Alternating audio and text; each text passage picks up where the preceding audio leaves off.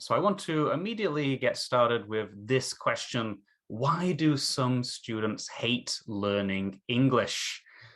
So I teach a lot of students. Most of the students I teach, they have no choice. They have to learn English in my university classes. So I want you to type in the Zoom chat now. Why do students hate learning English? Very good. Shy, yes, a lot of my students. Leeling, if you could type in the chat, where are you now? What country are you in? Malaysia, and English is not their L1 yet. It's not their first language. Okay, attitude. And I don't know about Malaysia. I've not taught in Malaysia before, but in Korea, a lot of students do tell me they are naturally shy. They come into my classes already very scared of learning English. So that would be a big problem. And so this is a topic that has come up a lot in English language teaching. A lot of very famous people have looked at this and tried to figure out why, and also, more importantly, figure out solutions to this. Oh, okay, afraid of making mistakes. I agree with that. Well, let's take a look at some famous ideas on this. Leeling, do you know who this is? No idea. That's good, because I will tell you. Actually, this is one of the most famous people in the world of English language teaching. This is Dr. Stephen Krashen. If you spend any time going around conferences, going to webinars like this, his name will come up a lot. He is responsible for a lot of the main theories. In our English classes, we probably do a lot of the things in the classroom based on his theories. We might not know he created the theories, but he is the foundation. And one of the theories I want to look at, one of the hypotheses, one of the suggestions for why students hate English, is by Stephen Krashen. It is called the affective filter.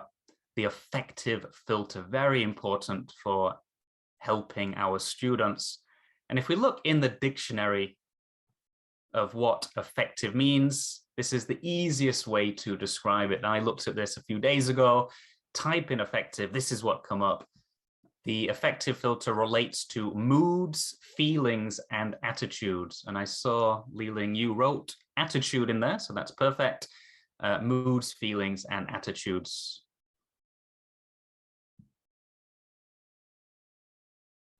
So it's about emotions, really. What emotions do we need to facilitate in the classroom? So Leeling, as an English teacher in your classroom, what emotions do you want your students to feel? If you could type some of the emotions in the chat, that would be very helpful. Motivated, okay, good, yeah. Any other emotion you want your student to feel in the classroom? Not just, yes, I want to learn English. Confidence, perfect, okay, I like that. Let's look at what Stephen Krashen says about this. Well, he first says the affective filter is an imaginary wall. It is like a fence, a border, a wall in a student's mind. So if you think of the perfect student in our class, they are very motivated, maybe they're very confident, yet they're not afraid of making mistakes. They are just ready to learn English. But a lot of my students here in South Korea, maybe yours too in Malaysia, they come into our class with this wall, the affective filter that stops them learning English. We don't quite understand it sometimes, and it feels very strange, but it is like there is somebody in their brain saying, you shall not learn English. We might have the amazing lesson plan, a beautiful PowerPoint, a good speaking activity, but there's something in their mind that says, you shall not learn English. And I think that is really what we call the affective filter. And Leeling, I think you are very good at guessing, because two of them that you mentioned, Stephen Krashen also mentioned. The first one is about motivation. Motivation is crucial for a student learning English. So for example, I was like this man earlier this year. I wanted to lose weight. That was my #1 goal. And I didn't really exercise until this year. A few years passed, I didn't exercise, I didn't eat healthy. And the reason was I wasn't motivated. I didn't have a good reason for being healthy or having a healthy lifestyle. It was only this year in February when the doctor said to me in my medical checkup, Wayne, you have some serious problems that you need to fix. Wayne, you're obese now. That was the first time I ever got that overweight. I also had high cholesterol. I had a fatty liver. And so immediately after finding out my medical results, I suddenly wanted to exercise every day. I wanted to eat healthy every day. I had a very high level of motivation. And that's what happened this year. I lost a lot of weight. I got healthy because of motivation. It's the same for our students. If they don't have motivation, they just won't learn English. They won't do what you want them to do. They need motivation. So that is absolutely pivotal. Another one you mentioned is confidence. Students absolutely need to feel confident. So we need to cover that. Imagine if a student doesn't feel confident, every activity you do in the class, every lesson plan is going to be an uphill climb because they don't think that they can do it. A lot of my Korean students, they come into my class and they say, I can't learn English. I'm not good at English. I don't even want to try. And it's amazing how high that can go up. I've even worked with Korean professors who, for some reason, even when they are teaching English, they still say, I'm not good at English. So confidence can be really difficult for anybody, but we need it if we want to help our students learn English. And one more that Stephen Krashen mentioned is anxiety. A lot of my students, especially when they first come into my class, really scared of doing anything, especially if it is speaking. They really fear doing speaking activities. My Korean students, if it is a grammar activity, a listening test, they're usually quite confident. They're not nervous. But when I first put them in pair work and group work, they have high levels of anxiety. So these are the three factors that are connected to the affective filter. This is the wall that can stop our students learning English. So it's important that we deal with that. Another factor that has come up recently, environment. I think we'll talk about that. Yeah, if they don't feel a need to learn English, why would they want to learn English? When I was studying French in high school, I didn't like learning French. I always asked the teacher, I asked my classmates, why do we need to learn French? What's the benefit? And sadly, the teacher would often say, because you need to get a good grade. That's the only answer they would give. And so a lot of students weren't motivated to learn French. Something else that can affect students is this, which is stress. A lot of studies recently in neuroscience, studying the mind, show that when students are stressed, the affective filter is much worse. So even if you are teaching well, if they are stressed, it's really, really difficult. So we need to help them with all those factors, including stress. So let's start with the first one, which is motivation. How do we motivate students? Again, Li-Ling, if you can type in the chat, you mentioned feeling motivated. As a teacher right now, how do you motivate your students? Good. Personal experiences. Okay. That's definitely a mistake I first made when I became a teacher 11 years ago. I wasn't really sharing personal stories. I wasn't sharing anecdotes from my own life, and students found it difficult to stay motivated. Also, you have something in common with your students, that empathy. Because you are not a native speaker teacher, the same as your students, you know their struggle. You know what it is like the difficulty is like to learn English. So anytime students say, this is difficult, or why should I learn it? You can always give your answer, your reasons, your solutions. So I think that works really well for motivating students. In the research for the affective filter, there are 3 suggestions. The first one, let's take a look, is choice. Now, what do we mean by choice? This is about giving students a choice in the classroom. And these terms come up quite a lot in the world of English language teaching. The first one is learner autonomy or student freedom. One mistake some English teachers make is they go in the classroom, they have their lesson plan, their materials, and the students never get any choice over what they are learning. That can be demotivating if a student feels like the teacher does not listen to them, they have no control over what they are learning. So try to use some autonomy in the classroom, whether it's letting students choose topics that they want to discuss, choosing what kind of videos they might watch in the class, or even sometimes choosing who their speaking partner is. Giving autonomy does apparently lead to increased student motivation. Another term that comes up a lot is differentiated instruction.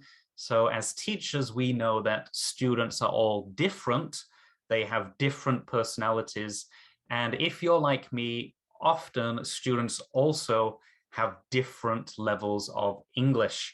So if you can differentiate your teaching, make it different for different students, it is likely to motivate them. So for example, if I have mixed ability classes and I know this activity will be difficult for my low-level students, then I might give my students different activities to do. So a high-level students would work on this group activity, low levels would be in this group, or let's say I've got worksheets for the class.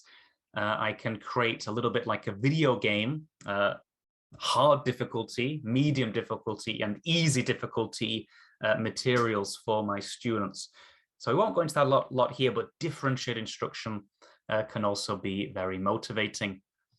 And maybe similar to learner autonomy, creative freedom. So rather than always telling students exactly how they must express themselves in their work, perhaps you can give a choice. So if a student, if you want something, a lesson plan to meet an objective, maybe you can say students can do a role play, or they can write a dialogue, or they could just do some kind of free talking. As long as you're achieving the lesson objective, see if there are more ways you can offer students the freedom to achieve that objective in a way that they like. So creativity is also connected to motivation. So we said choice, that's one, there are three. The second one is voice, giving students a voice in the classroom. We mentioned creative freedom, but also self-expression. Do students have the opportunity to give their opinion, their real opinion, share their real personality in the classroom? Self-expression. You mentioned, Li Ling, about personal activities, personal stories. I think that would be connected here. Self-expression, giving students the opportunity to express themselves as they are. Self-expression. Also, active listening. I think a great teacher is very good at listening to students. Oh, yep, I think that's always what I get. My students don't even want to speak in class. I get that with my students, especially the first few weeks of the semester. They don't want to speak, and I really have to chip away to get them speaking. But listening perhaps is something that they can do a little bit naturally. So listening to each other, but also when students say something to you, active listening will help a lot. Listening actively to what they're saying. And feedback. We could talk about not just the teacher giving students feedback, but students giving feedback on what they liked in the class, what they would like to change in the class. So for example, I teach university students at the moment. I will ask my students to do student surveys every few weeks to tell me what do they like in the classes we are doing, what don't they like, or what would they like to improve.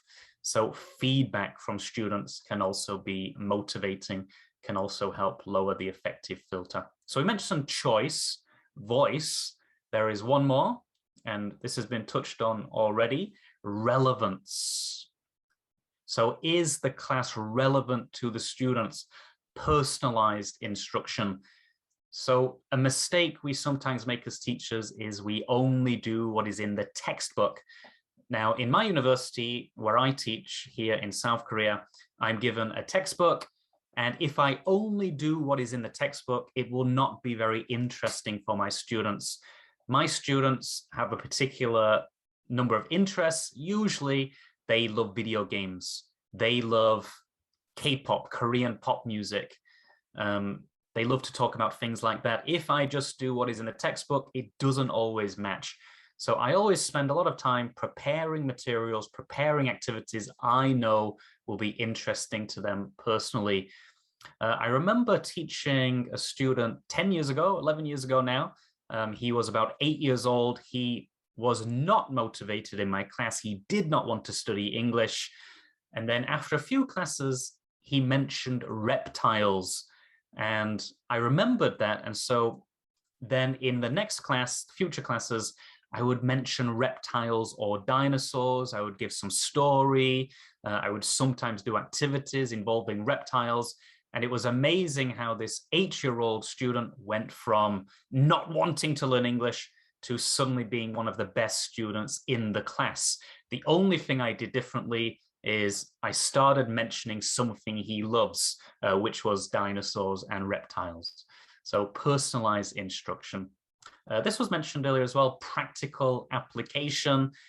Do students think what you are teaching them has benefits in the future? Is it practical? Can they use it not just to get a good grade in the class? So with my students, I'm always telling them, you can do this when you go traveling, when you're in business meetings, talking with people from different countries, when you're in Zoom calls, you can use this, you can use this. I'm always selling the practical application of what we are learning in the class. And also 21st century skills. Usually when we talk about 21st century skills, we talk about creativity, critical thinking, communication, and collaboration. If we can use those skills or encourage students to use those skills in our classes, a lot of the research shows it does motivate students more. So motivation can be covered in those ways. And the next one we talked about was confidence. Now, if you can type in the Zoom chat, how do we build self-confidence in our students? So if you've got that student who is not confident with their English, I get this all the time here in South Korea, where they say, I don't know English, I can't do English. How do you build their self-confidence? What do you do? If you could just write down one thing that you think we can do, it would be great to hear. Okay, so Liling, you said try talking to them in their L1, that's their first language, and share your stories, your personal stories, your anecdotes. I like that. Yeah, sometimes as English teachers, we can't always talk to students in the L1, especially if we're teaching in different countries or you're always teaching in different countries. But if you can sometimes use L1, yeah, a lot of teachers I've worked with say it does build self-confidence. Here in Korea, sometimes when I drop in a little bit of Korean that I know, they will respond very well. Use common language to lower their anxiety to speak sometimes. We'll mention that soon, common language. I think we've got another term we can use that will really help with students. Stephen Krashen has mentioned that as well. So let's take a look at self-confidence. The first thing I found in the research is you should try to make your learning environment or your classroom like it is a home welcoming family members. So perhaps not hugging, especially in a time of a pandemic, but you want it to be a welcoming learning environment, a place they want to go. Sometimes when I was studying a long time ago, or when I first became an English teacher, my classrooms weren't always like this. I wasn't very good at creating this environment, and I could see my students would come in and it felt like a stale classroom, like a science laboratory. We don't want to do that in our classes if we want to lower the affective filter. So what are some ways we can do that? First, as all great teachers try to do, is build rapport, build that personal connection with our students. So, for example, I arrive early to all my classes. I talk to my students, especially the first class. When I get to know them, I greet them at the door. I say, welcome, hey, take a seat. What is your name? Where are you from? If I know something that they mentioned before, maybe a student got married or they went on a nice vacation somewhere, then in the next class, I will mention it. How was the wedding? How was the vacation? If they missed a class because they were sick, are they feeling better? Building rapport, building connection is a great way to build self-confidence. We mentioned feedback from students, but as a teacher, we are always giving feedback, either verbally or with our body. So you might know that hamburger, when we give feedback, you give positive feedback, negative feedback, or things to improve, and then positive feedback again. In my experience as an English teacher of 11 years, focus a lot more on positive feedback. Sadly, a lot of people, if you give some negative feedback, it can be what they focus on all the time. They don't think about positive feedback. They completely forget it. And most of the time, our students are doing lots of positive things, usually more positives than things they need to improve. So my advice is lots of positives. Don't focus so much on negatives. Positive feedback is a great way to build confidence. And goal setting. As teachers, we know objectives are really important. Writing and creating good objectives that are measurable, they're clear, students know what they will be learning, but also really important are achievable objectives, ones they can definitely achieve by the end of class. If we create objectives that are really difficult and students can't reach them, then if they don't achieve that objective, they will lose confidence. It's like I mentioned earlier this year on my goal to lose weight, to get healthy. If I created very unrealistic goals for myself, I would have probably given up quite quickly. So set realistic goals for your students, goal setting.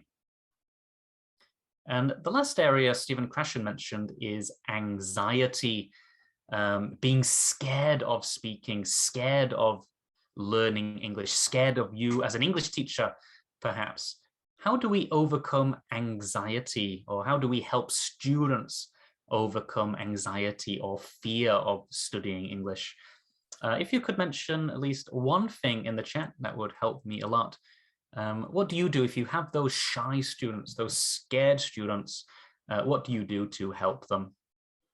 This is something I experience in all of my classes. There's always at least one student who is very shy and very anxious with their English. I like that. Yep, I can see in the chat, be humorous, tell some jokes. That goes back to me building rapport. I think that's part of it. And being positive. Yeah, telling jokes, making them laugh, showing that there's nothing to be scared of. That's right. That it is a welcoming environment. Nobody is going to punish them severely if they don't start improving their English very quickly. So let's take a look at what the research says on this topic. First, in my research on this, I came across John Piaget, famous psychologist who looked at discovery learning. And this can be very helpful. Discovery learning is a little bit like children learn. Actually, right now, I have a 5-month-old daughter, and the way she learns is not like my student. She doesn't think about her learning. She doesn't get scared of learning. She just does what she wants to do. She makes mistakes, and then she learns from it and continues, just like the children here. So if we can create this atmosphere in our classroom where students have that freedom to learn without worrying about what they are doing, that can go a long way to overcoming the anxiety. One big one I found, also connected to rapport, but also in terms of anxiety, your body language. Now, maybe with your voice, you sound very positive. Maybe you say, good job. But your body language also has to reflect that. The way you stand in the classroom has to be open. We talk about open body language. You should close the proximity, so you should stand close to your students. Unless the pandemic prevents you from doing that at the moment, stand a reasonable distance, but use your body language to communicate that this is a friendly classroom, and that if you're not nervous and you're calm and you're positive and you're enthusiastic, that is likely to be mirrored in the students. So I've observed probably around 200 teachers over the past 11 years in their classes, and it's always the same. If I see the teacher is very active and positive, I see the same body language in the students. So try to use the body language that you want to see from the students. Rarely do you see a teacher with negative body language who has a very nice class in front of them. This was mentioned earlier too. Embrace errors. This is the big one that Stephen Krashen mentioned. It's very normal, especially in any kind of class you're doing, playing piano, going swimming lessons, but especially in language, there will be a lot of mistakes all the time.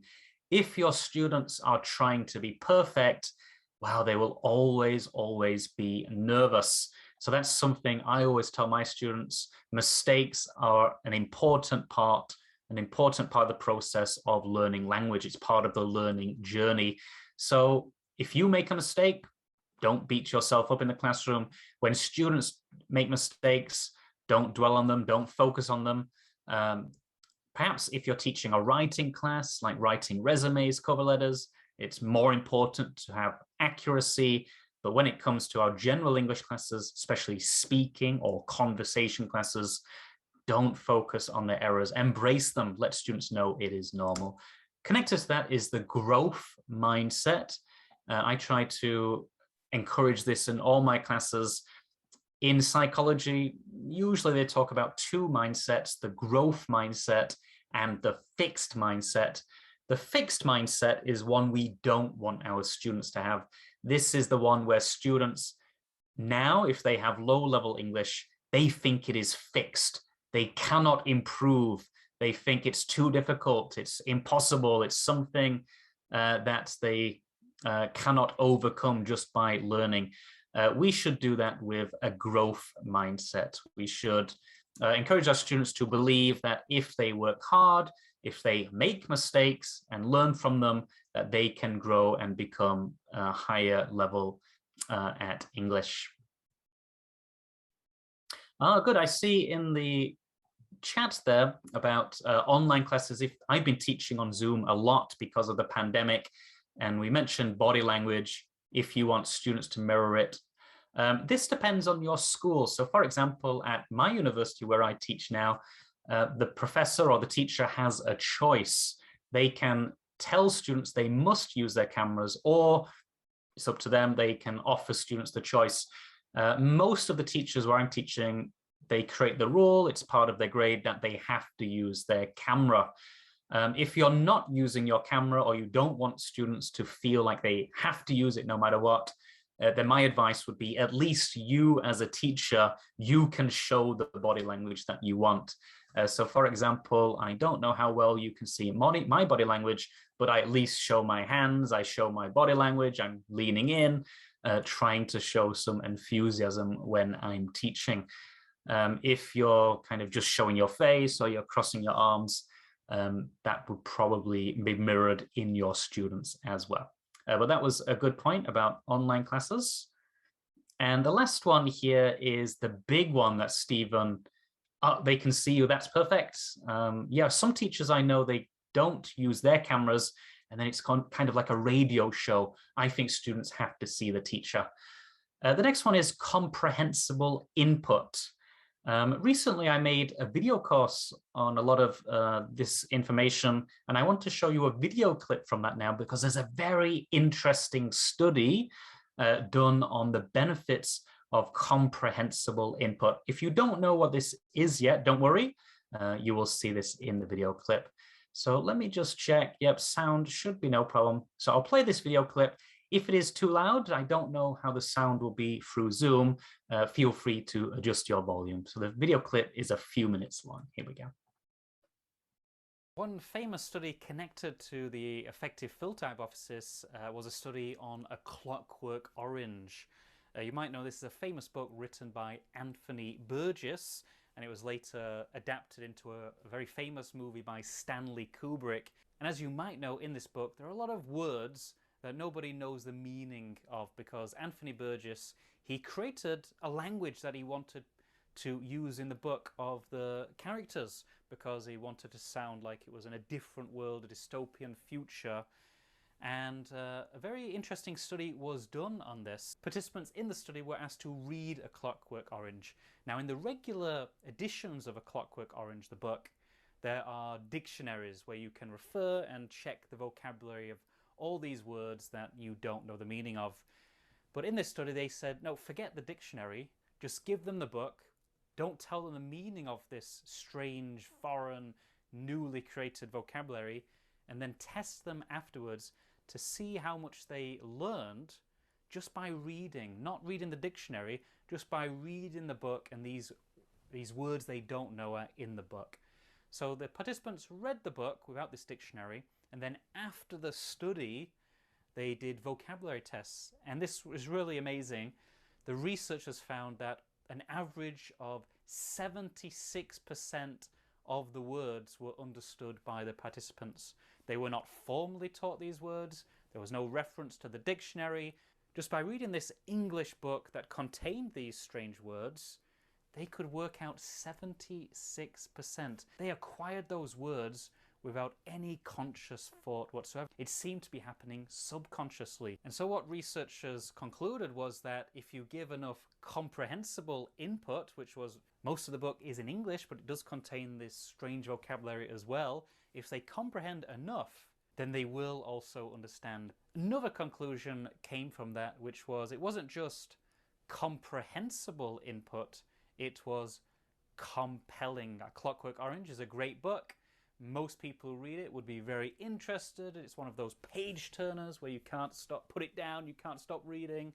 And so just because the book was so fascinating, it seems that the participants really took on board a lot of the vocabulary in the book. Nowadays, a lot of people in English language teaching say input should not just be comprehensible, but also compelling. It should grab students' attention. It should be interesting.